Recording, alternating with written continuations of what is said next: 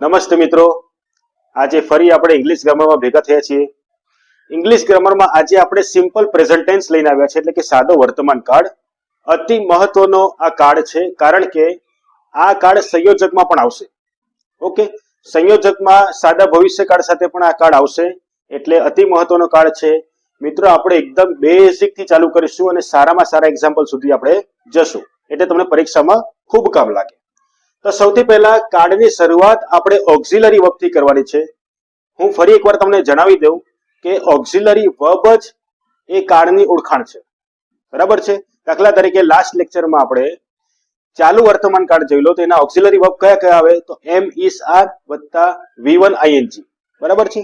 તેવી જ રીતે સાદા વર્તમાન કાળના ઓક્ઝિલરી વર્બ આપણી પાસે બે છે, એક છે ડુ અને બીજો છે ડઝ. આપણી પાસે કર્તા કયા કયા છે, તો એક આઈ છે એક વચન, એનો બહુવચન છે વી. યુ એક વચન, એનું બહુવચન છે you. Okay, he she it એક વચન છે, તેનું બહુવચન કોણ છે, તો ધે. આટલા આપણી પાસે કર્તા છે. તો દરેક કર્તા સાથે કોઈ પણ એક જ ઓક્ઝિલરી વર્બ લાગશે, ક્યાં તો ડુ લાગશે, ક્યાં તો ડઝ લાગશે. તો આપણે સૌથી પહેલા કર્તાને વેચી લઈએ.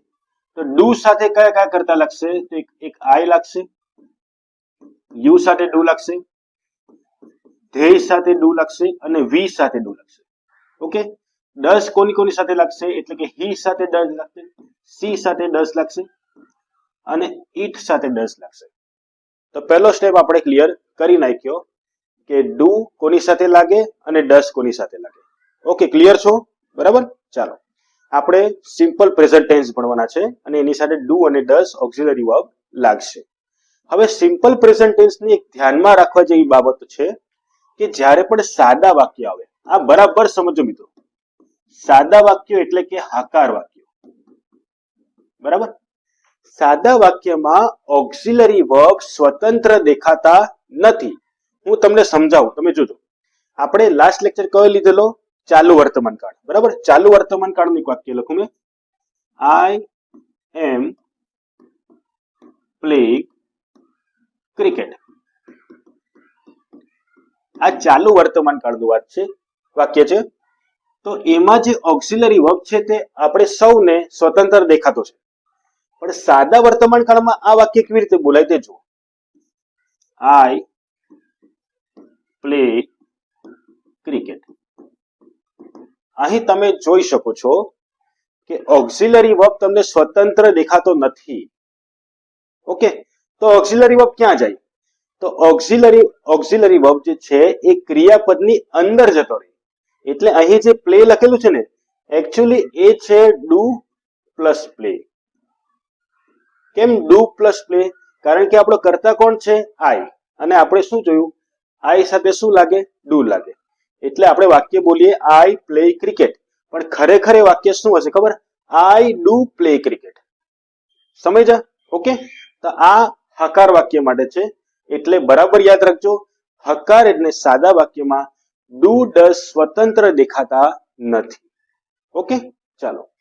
તો પછી ડઝ જ્યારે આવે ત્યારે શું થાય, હવે ત્રીજી બાબત આપણે ધ્યાનમાં રાખવાની છે. એકવાર ફટાફટ આપણે રિવિઝન કરી નાખીએ. પહેલી બાબત હતી કે કયા કર્તા સાથે ડુ લાગે અને કયા કર્તા સાથે ડઝ લાગે. બીજી બાબત હતી કે સાદા વિધાનમાં ડુ અને ડઝ એ ક્રિયાપદની અંદર હોય છે, બરાબર છે. ત્રીજી બાબત કે જ્યારે હવે આપણે અહીં લખ્યું આઈ પ્લે ક્રિકેટ, એટલે મેં તમને સમજાવ્યું કે આની અંદર કોણ સમાયેલું છે, ડુ વત્તા પ્લે એ સમાયેલું છે. પણ જો આઈ ની જગ્યા ઉપર હી હતી, તો હી સાથે આપણે શું લખી શકીએ, હી પ્લેઝ ક્રિકેટ. કેમ પ્લેઝ લખ્યું, એસ લગાવ્યું, કારણ કે આ પ્લે ની અંદર કોણ છે, તો ડઝ છે અને પ્લે છે. ક્યાંથી ડઝ આવ્યો, કારણ કે કર્તા કોણ છે, હી છે. મિત્રો હવે બરાબર સમજો, જ્યારે ડઝ લાગે ત્યારે ક્રિયાપદમાં અસર થાય છે, જ્યારે ડુ લાગે ત્યારે ક્રિયાપદમાં કોઈ પણ પ્રકારની અસર થતી નથી. પણ ડઝ લાગે ત્યારે ક્રિયાપદમાં કઈ કઈ અસર થાય છે, તો ક્રિયાપદની પાછળ, અહીં મેં વર્બ લખું છું, ક્રિયાપદની પાછળ ક્યાં તો એસ લાગે, ક્યાં તો ઈએસ લાગે, ક્યાં તો આઈઈએસ લાગે. બરાબર સમજો. ક્યાં તો ક્રિયાપદની પાછળ એસ લાગશે, ક્યાં તો ક્રિયાપદની પાછળ ઈએસ લાગશે, ક્યાં તો ક્રિયાપદની પાછળ આઈઈએસ લાગશે. હવે ક્યારે લાગે તે આપણે સમજીએ. જો ઈએસ ક્યારે લાગે? જ્યારે ક્રિયાપદનો છેલ્લો અક્ષર, ક્રિયાપદનો છેલ્લો અક્ષર એસ, એસએચ, સીએચ, એક્સ અને ઓ આવા અક્ષર છેલ્લા હોય ક્રિયાપદની પાછળ, ત્યારે આપણે ક્રિયાપદને શું લાગશે? ઈએસ લાગશે. મેં ઉદાહરણ આપું, તમે સમજો. ઉદાહરણ આપું. ઓકે, પહેલું ઉદાહરણ આપું, ગો. તો ગો જ્યારે ડઝ વપરાય ત્યારે આપણે શું લખીએ ખબર? ગોસ લખીએ. એટલે એની પાછળ શું લાગશે? ઈએસ લાગશે, ગોસ. ઓકે, ચાલો એક બીજો ક્રિયાપદ લઈએ, વધારે તમને ખ્યાલ લાગે. એક બીજો ક્રિયાપદ લઈએ, વોશ. વોશ એટલે શું થાય? તો ધોવું. તો જ્યારે ડઝ માં આવશે ત્યારે વોશ ની પાછળ ઈએસ લાગશે. એટલે આપણાથી ત્યારે શું વંચાય ખબર? He washes, he goes, she goes, it goes, she washes. આમ આપણાથી બોલે. પણ જો આઈ, યુ ને ધે હોય તો ખાલી તમારે વોશ જ લખવાનું, કારણ કે તેનો ડુ વપરાય. ડુ સાથે કોઈ એસ લાગતો નથી. આ બરાબર સમજો. ઓકે, જ્યારે ડઝ વપરાય ત્યારે આપણે જોયું. તો સૌથી પહેલા જોયું આપણે કે ડઝ વપરાય ને ઈએસ ક્યારે લાગે તેની શરત જોઈ. હવે જ્યારે ડઝ વપરાય ને આઈઈએસ કોની લાગે તે શરત જોઈએ આપણે. આઈઈએસ એટલે જ્યારે ક્રિયાપદનો છેલ્લો અક્ષર, વર્બનો જે છેલ્લો અક્ષર છે, છેલ્લો અક્ષર વાય હોય, વાય. બરાબર સમજો. ત્યારે આપણે વાય ને કાઢીને, બરાબર, ત્યારે આપણે વાય ને કાઢીને શું લગાવવાનું છે? આઈઈએસ. ઉદાહરણ આપું તમને તો સમજો બરાબર. મેં તમને ઉદાહરણ આપું. દાખલા તરીકે એક ક્રિયાપદ લખું મેં, ફ્લાય. ફ્લાય એટલે શું? તો ઉડવું, ઉડવું. તો ફ્લાયમાં જ્યારે ડઝ લાગશે ત્યારે જવાબ શું હશે ખબર? ફ્લાઇઝ. જો આઈએસ લખ્યું કે પછી તમે પરીક્ષામાં આ રીતે ખાલી એસ જ લગાવીને આવી જાઓ તો આપણો જવાબ ખોટો પડે. ક્લિયર છો? બરાબર. એટલે આ રીતે ફ્લાઇઝ લખાશે. ત્યારબાદ ટ્રાય. ટ્રાય એટલે પ્રયત્ન કરવો. તો એનું શું થશે? ટ્રાઇસ. ઓકે, ક્લિયર છો? બરાબર.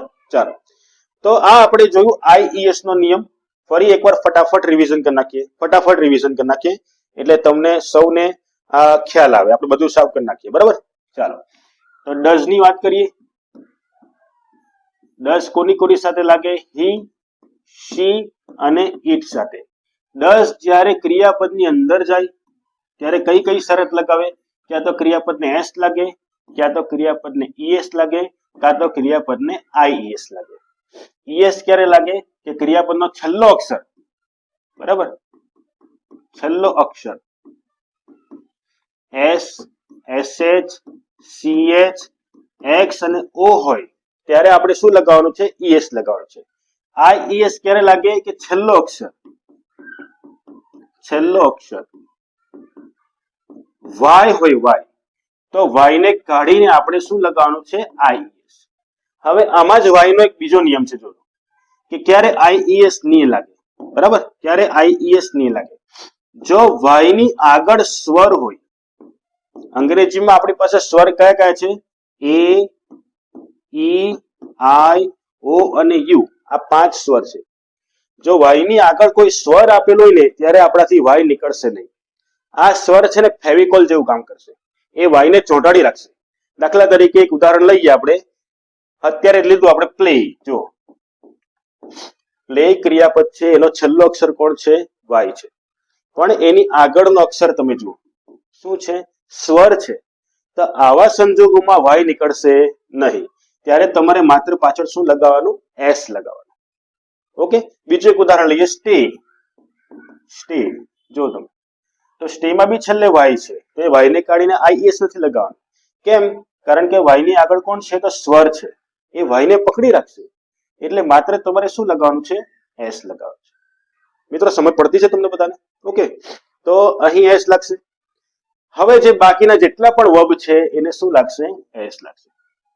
તો બધી વાત, આ બધી વાત ક્યારે કરવાની છે?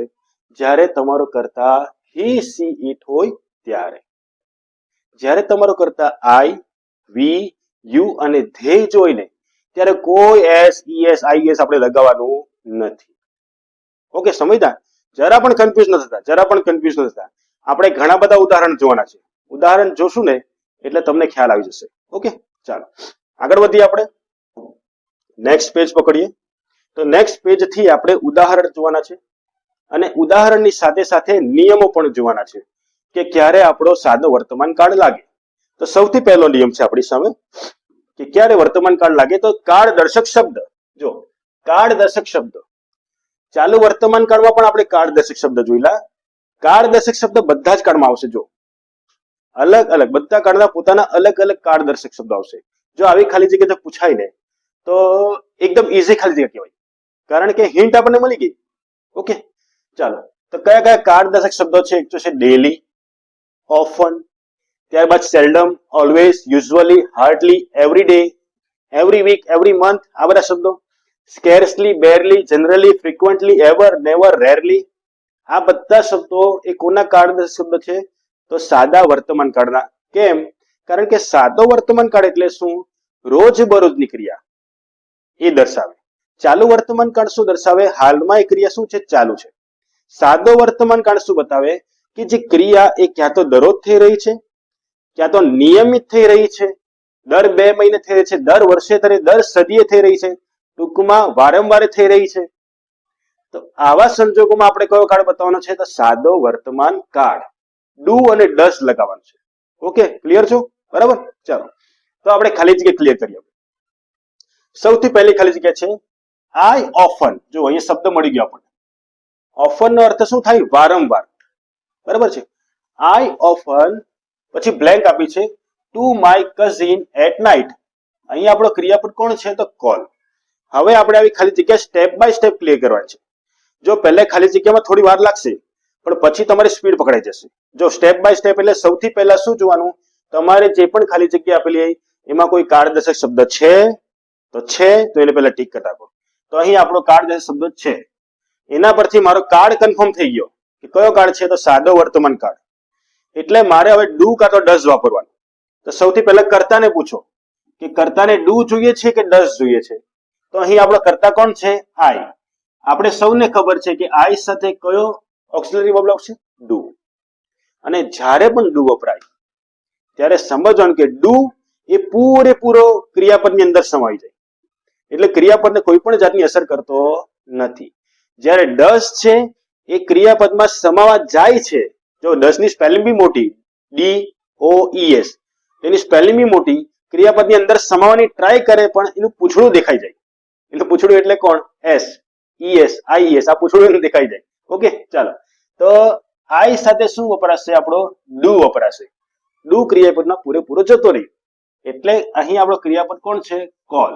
તો સીધો આપણે જવાબ લખી દેવાનો. શું લખવાનું? કોલ. એટલે જવાબ આવશે I often call to my cousin at night. Okay, clear છો? બરાબર, ચાલો બીજું ઉદાહરણ. મિસ્ટર શાહ નેવર ખાલી જગ્યા. હવે પહેલો સ્ટેપ આપણે શું કરવાનો છે? કાળ દર્શક શબ્દ પકડવાના. તો અહીં કાળ દર્શક શબ્દ કોણ છે? તો નેવર. એના પરથી આપણને ખ્યાલ આવી ગયો હતા આ તો સાદો વર્તમાન કાળ છે. ડુ અને ડઝ ની વાત છે. તો કર્તાને પૂછો ડુ જોઈએ કે ડઝ જોઈએ? અહીંયા કર્તા એમ કહેશે મને તો ડઝ જોઈએ ભાઈ. કેમ ડઝ જોઈએ? મિસ્ટર શાહ છે. મિસ્ટર શાહ શામાં આવે? હિમ આવે.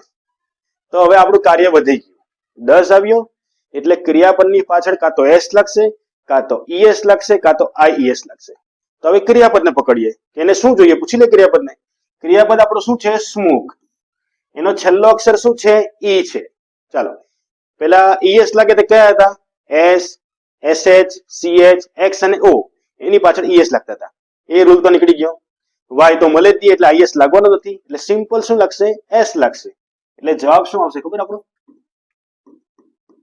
સ્મોક્સ. ઓકે, ડન, ક્લિયર છો? ચાલો આગળ વધીએ. રાધિકા પછી blank not blank regularly to school. અહીંયા તમારે 4 ઓપ્શન આપેલા છે. 4 ઓપ્શન પરથી આપણા બધાને ખબર પડી ગઈ કે ક્રિયાપદ આપણો કોણ છે? ખબર? કમ. કમ એ આપણો ક્રિયાપદ છે. ચાલો સ્ટેપ બાય સ્ટેપ પકડવાનું છે. આપણે સ્ટેપ પકડવાના છે. સૌથી પહેલો સ્ટેપ કયો? કાળ દર્શક શબ્દ શોધો. કયો છે કાળ દર્શક શબ્દ? રેગ્યુલરલી. એના પરથી આપણે કાળ કયો મળી ગયો? સાદો વર્તમાન કાળ. ઓક્સિલરી વર્બ કોણ મળી ગયો? ડુ કાં તો ડઝ. કોને પૂછવાનું? કર્તાને. કર્તા કોણ છે? રાધિકા. રાધિકાને તો શું ગમવાનું? ડુ કે ડઝ? ડઝ જ ગમવાનું, કેમ કે એ કોણ છે? શીમાં આવશે. એટલે ડુ વાળા જેટલા બી ઓપ્શન છે પહેલા તે કેન્સલ કરી નાખો. નીકળી ગયા, એક ઓપ્શન નીકળી ગયો. હવે આપણે કોને પકડવાનું છે? ડઝ વાળું. હવે અહીં તમે જોઈ શકો કે આ વાક્ય કેવું છે? નકાર. નકાર વાક્ય છે. માત્ર હકાર વાક્યમાં જ ડુ અને ડઝ ક્રિયાપદની અંદર રહેશે. નકાર વાક્યમાં ડુ અને ડઝ ક્રિયાપદની નીકળીને બહાર આવી જશે. આ સમજજો બરાબર. તો આ નકાર વાક્ય છે, તો આપણાથી કમ્સની લખાશે, એટલું યાદ રાખો. કેમ કમ્સની લખાશે? કારણ કે નકાર વાક્યમાં ડઝ શું થઈ જાય? છૂટું પડી જાય. છૂટું પડી જાય. તો નોટની આગળની ખાલી જગ્યામાં શું આવશે? તો ડઝ. તો ડઝ છૂટું પડી ગયું. તો અહીં હવે આપણો જવાબ શું આવશે? માત્ર કમ જ આવશે. પાછો કમ્સ લખવાનો નહીં. જો પેપર સેટર તમને કેવી રીતના ગૂંચવે, ડઝ અને કમ્સ જો આપેલું છે, પહેલું જ ઉદાહરણ કમ્સ આપી દીધું, એટલે આપણે સૌ ગૂંચવાઈ જઈએ કે કમ્સ લાગે, પણ ખરેખર કમ્સ લાગતું નથી, કેમ કે આ નકાર ખાલી જગ્યા છે. ક્લિયર છો? વિડીયો 2 વાર જોઈ લેજો આ સમજવા માટે, પણ આવા માર્ક્સ આપણે કપાવવા જોઈએ નહીં. ઓકે, તો પહેલું આપણું આવશે નહીં. બીજું શું છે? ડઝ કમ, સી એ ઓપ્શન આપણું આવશે. અહીં તો શું આપેલું છે? ડઝ કેમ. આ તો ભૂતકાળનું સ્વરૂપ આપેલું છે, એટલે આ પણ નહીં આવશે. મિત્રો ટેન્સની ખાલી જગ્યામાં છે ને 2 ઓપ્શન તો ઓલરેડી નીકળી જ ગયેલા, પણ કન્ફ્યુઝન 2 ઓપ્શનમાં થાય છે. પણ તે પણ આપણે જો આવી રીતે સમજેલા હોય ને તો આરામથી તમે જે પરફેક્ટ આન્સર છે એને આપી શકશો. તો આ પહેલો નિયમ થઈ ગયો કાળદર્શક શબ્દનો, કે કાળદર્શક શબ્દ આપણને આપેલા છે એટલે આપણે આરામથી એને ક્રેક કરતા છે. હવેના નિયમ આપણે સમજવાના છે સાદો વર્તમાન કાળ. જો ફરી હું તમને જણાવી દઉં, સાદો વર્તમાન કાળ થોડો તમારો સમય માંગશે, લાંબો વિડીયો બનશે, પણ આ કાર્ડ તમારા હાથમાં આવી ગયો ને તો બાકીના બધા કાર્ડ તમારા હાથમાં આવી ગયું છે. ઓકે, ચાલો તો બીજા પેજ પર આપણે આવી ગયા. નિયમ નંબર 2. નિયમ નંબર 2 શું કહે કે રોજિંદી કે ટેવ રૂપી ક્રિયાઓ માટે. હવે અહીં તમારા કોઈ કાળદર્શક શબ્દ નહીં હશે. જો મેં તમને સમજાવું, હું જો એમ કેવું કે હું 6 વાગે ઉઠી જાઉં છું, હું 6 વાગે ઉઠી જાઉં છું, એનો અર્થ શું થયો? કે હું રોજ 6 વાગે ઉઠી જાઉં છું. અહીં મારે રોજ બોલવાની જરૂર નથી, બસ એની વાત કરું છું કે અહીં કાળદર્શક શબ્દ નહીં હશે, પણ ક્રિયા પરથી આપણે ખબર પડી જાય કે આ ક્રિયા કેવી છે? રોજિંદી થતી ટેવ રૂપી ક્રિયા છે, એટલે આ તો કયા કાળમાં આવશે? સાદા વર્તમાન કાળમાં જ આવશે. ઉદાહરણ જોઈએ એટલે વધારે ખ્યાલ આવે તમને. જો અહીં પહેલી ખાલી જગ્યા શું લખેલું છે? શી, પછી blank, her day with a prayer. કાઉસમાં શું લખેલું છે? સ્ટાર્ટ, એટલે કે શરૂઆત કરે છે. ગુજરાતીમાં આ શું કહેવા માંગે છે કે જે છોકરી છે પોતાના દિવસની શરૂઆત પ્રાર્થનાથી કરે છે.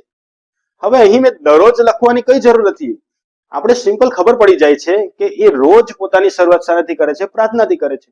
તો આ કયો વર્તમાન કાળ? સાદો વર્તમાન કાળ. તો સાદો વર્તમાન કાળ એટલે ડુ ડઝ લાગવાનું. અહીં આપણી કરતા કોણ છે? તો શી, એટલે ડઝ લાગવાનું. થોડું કામ વધી ગયું.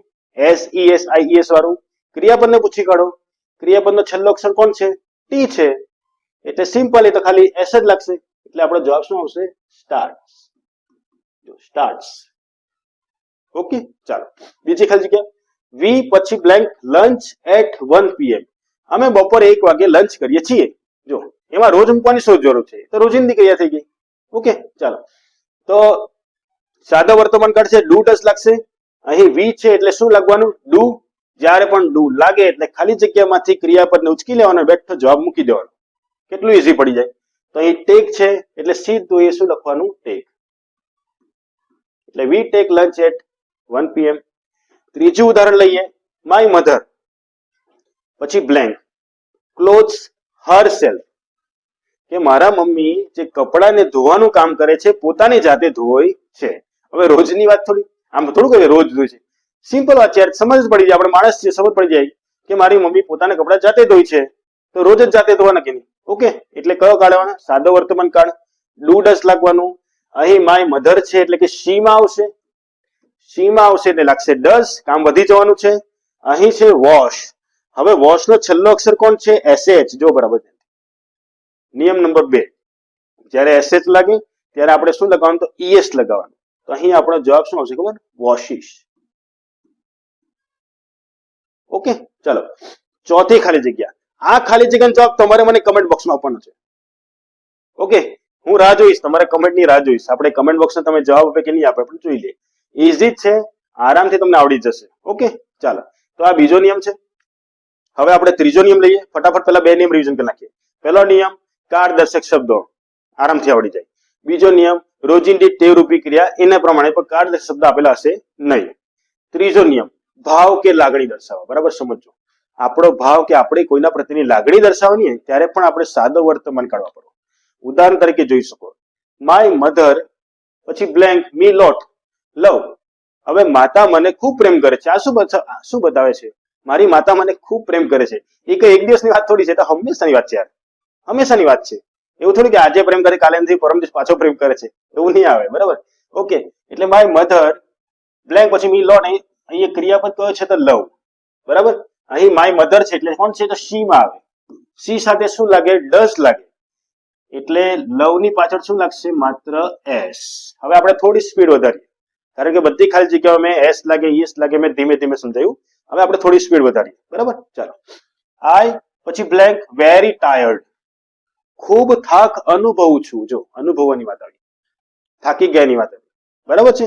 આવા સમયે આપણે કયો કાઢવા પડવાનો? સાદો વર્તમાન કાળ. અહીં આઈ છે એટલે કોણ લખવાનું? ડુ. એટલે સીધો જવાબ લખી દેવાનો. જ્યારે પણ ડુ લાગે ખાલી જગ્યામાંથી વર્બ ને ઉચકીને સીધો મૂકી દેવાનો. બરાબર, ચાલો. ત્રીજી ખાલી જગ્યા ફરી એકવાર આપણે આનો જવાબ ક્યાં પડે છે? તમારે કમેન્ટ બોક્સમાં આપવાનો છે. એટલે બે ખાલી જગ્યા તમને હોમવર્ક આપી, એક બીજા નિયમની છેલ્લી ખાલી જગ્યા, એક ત્રીજા નિયમની છેલ્લી ખાલી જગ્યા. આ બે ના જવાબ તો કમેન્ટ બોક્સમાં મને જોઈશે જ. બરાબર, મને જોઈશે જ. ઓકે, ચાલો આગળ વધીએ. હવે નહીં આપીએ, ખાલી બે ખાલી જગ્યા આપીએ. હવે બધી આપણે સોલ્વ કરીએ. ચલો, કાયમી ક્રિયા માટે. હવે કાયમી ક્રિયા એટલે શું? કાયમી એટલે કેવી ક્રિયાઓ? તમે ઉદાહરણ વાંચો એટલે ખ્યાલ આવી જાય. મિસ્ટર દવે પછી બ્લેન્ક ઇન અ બેંક. શું છે? વર્ક. ચાલો, મિસ્ટર દવે બેંકમાં કામ કરે છે. આ કેવી ક્રિયા થઈ? કાયમી ક્રિયા. જ્યાં સુધી રિટાયર થાય ત્યાં સુધી રોજ કામ પર જશે. રોજ મીન્સ કે રજા કાઢી નાખીએ પણ એ રેગ્યુલર કામ જશે, એની વાત કરી છે. એટલે આ નિયમને શું આપ્યું છે? તો કાયમી ક્રિયા આપી છે. ઓકે, તો આપણે સોલ્વ કરી. ચાલો, મિસ્ટર દવે પછી બ્લેન્ક છે ઇન અ બેંક. અહીં તમારે શું આપેલું છે? વર્ક. મિસ્ટર દવે છે એટલે ડસ લાગવાનો, એટલે આપણો જવાબ શું આવશે? વર્ક્સ. ખાલી એસ લાગશે. ચાલો, હવે બીજું ઉદાહરણ, સ્કૂલ્સ એન્ડ કોલેજીસ પછી બ્લેન્ક છે એજ્યુકેશન. ક્રિયાપદ છે આપણું પ્રોવાઈડ, પૂરું પાડે છે. શાળા અને કોલેજો આપણને એજ્યુકેશન પૂરું પાડે છે. કાયમી વાત છે, સાચી વાત છે. બરાબર છે. અહીં આપણે ડુ લગાવવાનું કે ડસ લગાવવાનું? તો અહીં આપણે ડુ લગાવાય. કેમ? કારણ કે વચ્ચે એન્ડ છે એટલે બે જણાની વાત કરી છે. ઉપરથી પાછો આ બે જણા પણ બહુવચન છે જો, એટલે આવા ટાઈમે શું લાગશે? ડુ લાગશે. એટલે આપણો જવાબ શું આવશે? પ્રોવાઈડ. ચાલો, સુરત પછી બ્લેન્ક છે ઓન ધ રિવર તાપી. કે તાપી કિનારે વસેલું છે. તો એ ક્રિયા કેવી થઈ ગઈ? કાયમી થઈ ગઈ. બરાબર, સુરતને આપણે ઈટમાં લેવાય. ઈટ સાથે ડસ લાગે એટલે આપણો જવાબ શું આવશે? સ્ટેન્ડ્સ. બરાબર, ચાલો. એના પછી ચોથી ખાલી જગ્યા, the sun blank us light and heat. કે સૂર્ય આપણને પ્રકાશ અને ગરમી આપે છે. કાયમી થતી ક્રિયા છે. સન ને શામાં લેવાનો? ઈટમાં લેવાનો. એટલે આપણો જવાબ શું લાગશે? ગીવ્સ. જો આપણે થોડી સ્પીડ વધારી છે તો તકલીફ તો નથી પડતી. જો તકલીફ પડતી હોય તો ફરી એકવાર થોડું આગળની ખાલી જગ્યા જોઈ જોજો, એટલે તમને ખ્યાલ આવી જાય. બરાબર છે, ચાલો. રૂલ નંબર 5, ન્યૂઝપેપરની હેડલાઇન્સ. જે ઘટના બની ગઈ છે પછી બીજા દિવસે ન્યૂઝપેપર જે હેડલાઇન્સ આપે છે ને, આવા સમયે પણ આપણે સાદો વર્તમાન કાઢવા પડવાનો. દાખલા તરીકે હમણાં કરંટમાં જે ક્રિયા બની, શું છે? The Indian cricket women team. પછી બ્લેન્ક છે વર્લ્ડ ચેમ્પિયન. હમણાં જ આપણે વર્લ્ડ કપ જીતી ગયા. બરાબર, જબરજસ્ત મેચ હતી, મજા આવી ગઈ જોવાની. અને આપણે સૌ આપણી ઇન્ડિયન ક્રિકેટ વુમન ટીમને કોંગ્રેચ્યુલેશન કરીએ છીએ, અભિનંદન પાઠવીએ છીએ. હવે આપણે આપણી ખાલી જગ્યા પાછા આવીએ. ઓકે, ચાલો. તો ઇન્ડિયન ક્રિકેટ વુમન ટીમ, જો ટીમની વાત કરી છે તો ટીમ શબ્દ છે ને તેને એક વચનમાં લેવાય. સમજો, બરાબર છે. એટલે એ આવશે શા માટે? ઈટમાં. ઈટ સાથે શું લાગશે? ડઝ. તો the Indian cricket women team એની સાથે ડઝ લાગે એટલે બીકમ્સ. બરાબર, વર્લ્ડ ચેમ્પિયન. ઓકે, ચાલો. Election commission of India. બરાબર, ECI, election commission of India. પછી બ્લેન્ક છે ધ ઇલેક્શન ડેટ. ડિક્લેર એટલે ડિક્લેર કરે છે. જો ચૂંટણીની જે તારીખ ડિક્લેર કરે છે તે કોણ કરે છે? આપણું ભારતીય ચૂંટણી પંચ, ઇલેક્શન કમિશન ઓફ ઇન્ડિયા કરે છે. હવે એ પંચ છે એટલે એને પણ સામે લેવાનું એક વચનમાં, એટલે કે ઈટમાં લેવાય. બરાબર છે. એટલે આનો જવાબ શું આવશે? ડિક્લેર્સ. ઓકે, ખ્યાલ આવતો છે બધાને? તો આ 5મો નિયમ થઈ ગયો. મિત્રો આ એક જ એવો કાર્ડ છે જેમાં 8 થી 9 નિયમ છે. બીજા બધા કાર્ડ છે એ 4, 5, 3, 4, 5, 3 નિયમમાં પૂરા થઈ જાય, પણ આના સૌથી વધારે નિયમ છે. હવે સૌથી વધારે નિયમ એટલે સૌથી કામનો કાર્ડ કહેવાય આ, બરાબર છે? પહેલી પ્રાયોરિટી પેપર સેટરની કયા કાર્ડ પૂછવાની હોય છે? સાદા વર્તમાન કાર્ડ પૂછવાની પ્રાયોરિટી હોય છે. એટલે સાદા વર્તમાન કાળમાં આપણે થોડો સમય વધારે બગાડતા છે. ચાલો, રૂલ નંબર 6, ગાણિતિક વૈજ્ઞાનિક સિદ્ધાંતો, બરાબર, એ બી સનાતન સત્ય જ કહેવાય છે. એની સાથે પણ કયો કાર્ડ લાગે છે? સામાન્ય વર્તમાન કાર્ડ. જ્યારે પણ ગણિતના કોયડાઓ, વિજ્ઞાનના સિદ્ધાંતો જો લખેલા એટલે સમજી જાઓ ને, તો આપણો સામાન્ય કાર્ડ જ છે, સોરી સાદો વર્તમાન કાર્ડ જ છે. SES લગાવવાનું છે આપણે, બરાબર, ડૂડસ. ચાલો જોઈએ. આયન એટલે કોણ? તો લોખંડ. લોખંડ. રસ્ટ એટલે શું? તો કાટ લાગે છે. તમે ખાલી જગ્યા તો જુઓ કેટલી નાની ખાલી જગ્યા. પહેલા તો આપણને ખાલી જગ્યા જોઈને કન્ફ્યુઝ થઈ ગયા કે આમાં જવાબ શું આવશે. શું લખ્યું છે? આયન એટલે લોખંડ. રસ્ટ એટલે શું? તો કાટ લાગે છે. લોખંડ ને કાટ લાગે છે, વૈજ્ઞાનિક ક્રિયા. ઓકે, આયન ને સામે લેવાનું, આપણે ઈંટમાં લેવાનું, એટલે એની સાથે લાગશે ડસ્ટ. એટલે આપણો ખરેખર જવાબ શું આવશે ખબર? રસ્ટ. એસ લાગશે. Iron, rust. ઓકે, ચાલો બીજું. 5 - 3, 5 માંથી 3 બાદ કરતા કેટલા બચે છે? તો 2. બરાબર છે? તો 5 માંથી 3 ને બાદ કરવાનું છે. એકી સંખ્યા એટલે મીન્સ કે એક વચન ને બાદ કરવાનું છે. 5 સંખ્યા છે, એમાંથી 3 ને બાદ કરવાનું છે. 3 એક વચન સંખ્યા કહેવાય, બરાબર છે? એટલે એની સાથે શું લાગશે? તો 10 લાગશે. એટલે જવાબ આવશે લીવ્સ. બરાબર, યાદ રાખજો ખાસ. અ મેગ્નેટ, ખાલી જગ્યા આયન. હવે મેગ્નેટ આયન એટલે લોખંડને શું કરે છે? એટ્રેક્ટ કરે છે, ખેંચે છે, આકર્ષે છે, બરાબર છે? તો મેગ્નેટને ઈંટમાં લેવાય એટલે આપણો જવાબ શું આવશે? એટ્રેક્ટ. બરાબર, ચાલો. Birds blank and fish blank. જો બરાબર સમજો, કેટલી સરસ ખાલી જગ્યા છે, પરીક્ષામાં પૂછાય એવી. બર્ડ્સ પહેલા માટે આપણે ફ્લાય વાપરવાનું છે, અને ફિશ બીજા માટે આપણે સ્વિંગ વાપરવાનું છે. સોરી. પક્ષીઓ ઉડે છે, માછલીઓ તરે છે. જો અહીં બરાબર ધ્યાન આપજો. આ ફિશ છે ને એ બહુવચન છે, બરાબર? ફિશ શું છે? તો બહુવચન છે. ફિશ નું બહુવચન ફિશ જ થાય, ફિશિસ નહીં કહેવાય. ફિશ નું બહુવચન ફિશ જ થાય, બરાબર છે? તો જ્યારે પણ બહુવચન આવે એટલે આપણે કોણ લાગે? ડુ લાગે કે ડસ લાગે? તો ડુ લાગે. એટલે સીધું બર્ડ્સ ફ્લાય અને ફિશ સ્વિમ. જો કેટલી સરસ ખાલી જગ્યા હતી, પરીક્ષામાં પૂછાવા લાયક હતી, બરાબર? ચાલો. લેમન, લીંબુ, એનો જે ટેસ્ટ છે તે સોર એટલે કેવો છે? ખાટો હોય છે, બરાબર? આપણે સૌને ખબર છે. હવે લેમન શામાં આવે? તો એક વચનમાં આવે, એટલે એની સાથે શું લાગશે? 10 લાગશે. તો લેમન ટેસ્ટ શું આવશે? તો સોર. સમજ પડી ગઈ બધાને? ઓકે, ચાલો. 7મો નિયમ, આજ્ઞાર્થ વાક્ય, કહેવતો, એની સાથે પણ શું લાગશે? આપણો સાદો વર્તમાન કાળ. જો જરા પણ કંટાળતા નહીં, વિડીયોને બરાબર જોજો, નોટમાં લખતા રહેજો, તો તમને એમાં ઇન્ટરેસ્ટ પડશે અને તો તમારા માર્ક્સ આવશે, બરાબર? આપણે અંગ્રેજીમાં માર્ક આને કારણે ગુમાવી બેસશે કે આપણે કંટાળી જઈએ, આ શું છે? આપણા નિયમ આ છે. પણ જે હકીકત છે તે હકીકત છે, તમારે કરવા જ પડશે. તમારે સરકારી નોકરી મેળવવી હોય તો અંગ્રેજી ગ્રામરનો માર્ક ખેંચવો પડશે. અંગ્રેજી ગ્રામરનો માર્ક ખેંચવો હોય તો આ બધા નિયમ તમારે કરવા જ પડશે, કોઈ છૂટકો જ નથી, બરાબર છે? ઓકે, ચાલો. તો કહેવત, રૂઢિપ્રયોગ, આજ્ઞાર્થ વાક્ય સાથે પણ શું લાગે છે? સાદો વર્તમાન કાળ. તો જો સૌથી પહેલું ઉદાહરણ શું છે? કહેવત છે. ટાઈમ એન્ડ ટાઈડ, સમય અને ભરતી કોઈની રાહ જોતી નથી. વેઇટ એટલે કોઈની રાહ જોતી નથી. સમય અને ભરતી, આપણા માટે કઈ ભરતી? આપણા માટે સરકારી ભરતી. સરકારી ભરતી પણ કોઈની રાહ જોતી નથી. જો સમયસર મહેનત કરશું તો સરકારી નોકરી મળશે, બરાબર? ને તો પછી શું થાય? 5 વર્ષ પછી પછતાય કરીએ કે કાશ વાંચી લીધેલું હતે તો શું થતે, આ છે તે છે. પછી કઈ નથી થવાનું ભાઈ. જે સમય છે તે હમણાં જ છે, બરાબર? ચાલો. ટાઈમ એન્ડ ટાઈડ, જો એન્ડ આપેલો છે, ટાઈમ આપેલો છે, ટાઈડ આપેલો છે, તે આ થઈ ગયા આપણા બહુવચન. એટલે બહુવચન સાથે શું લાગે? ડુ લાગે. તો ડુ લાગે ત્યારે સીધું ઉતારી દો વેઇટ, બરાબર છે? ચાલો. યુ પછી બ્લેન્ક છે, વોટ યુ પછી પાછું બ્લેન્ક છે. હવે યુ સાથે ડૂટ લાગે આપણને ખબર છે, એટલે સીધું લખી દો યુ રીપ. જેવું વાવશો તેવું લડશો, એમ કહેવા માંગે, બરાબર છે? ચાલો આગળ વધીએ. ખાલી જગ્યા પ્લીઝ. જો આ થઈ ગયું આજ્ઞાર્થ વાક્ય. આપણે કોઈને કહીએ stand up please, don't open the window, બરાબર છે? તો એમાં કેમ ડોન્ટ જ વાપરીએ?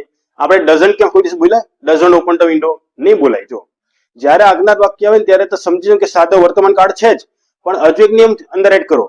આજ્ઞાત વાક્ય જો આવે તેમાં ફરજિયાત ડુ ને ડુ જ લેવાનું. બરોબર છે? એટલે આપણે અહીં લખીએ સ્ટેન્ડ અપ પ્લીઝ. કોઈ દિવસ બોલ્યા સ્ટેન્ડ અપ પ્લીઝ? ના બોલાય ભાઈ, બોલતા બી નહીં, બોલતા પણ નહીં. ઓકે, ચાલો. Practice main perfect. કાઉન્સમાં શું છે? મેક. કે રિવિઝન, પ્રેક્ટિસ જેટલું પુનરાવર્તન કરશો તો માણસ જેટલો પરફેક્ટ બને છે. તો પ્રેક્ટિસ ને શામાં લેવાનું? આપણે તો ઇટમાં લેવાનું. એટલે લાગશે S. Practice max main perfect. આપણા માટે પણ લાગુ પડે. વારંવાર રિવિઝન. જો મિત્રો વંચાઈ ગયું તો ફરી રિવિઝન કરજો, વંચાઈ ગયું તો ફરી રિવિઝન કરજો. શબ્દ બોલાવવાની છે કે મારું વંચાઈ ગયું છે, ના મારું બાકી જ છે, મારે હજુ વાંચ્યા જ કરવાનું છે, આ આપણાથી બોલાવવું છે. બરાબર, ચાલો. ઓનેસ્ટી ખાલી જગ્યા પછી બેસ્ટ પોલિસી. અહીં ટુ બી ના રૂપ લખેલું છે. જો પહેલું તો આપણને ખબર પડી કે આ શું છે? કહેવત છે. ઓનેસ્ટી ખાલી જગ્યા બેસ્ટ પોલિસી એટલે પ્રામાણિકતા સૌથી સારામાં સારી છે. બરાબર છે? ઓકે. તો અહીં ટુ બી માં આવે, જ્યારે પણ ટુ બી આવે ત્યારે આપણો જવાબ કાં તો ઇઝ આવે, ત્યાં તો એમ આવે, ત્યાં તો આર આવે. આઈએનજી ની લખશે ભાઈ, આઈએનજી ની લખશે. ટુ બી ના રૂપોમાં શું આવશે? ઇઝ, એમ કાં તો આર. હવે અહીં ઓનેસ્ટી છે, ઇટમાં આવે તો ઓનેસ્ટી સાથે શું લાગશે? તો ઇઝ લાગશે. એટલે આપણો જવાબ શું આવશે? Honesty is best policy. બરાબર છે? હવે ટૂંક જ સમયમાં આપણો વિડીયો પૂરો થવાનો છે.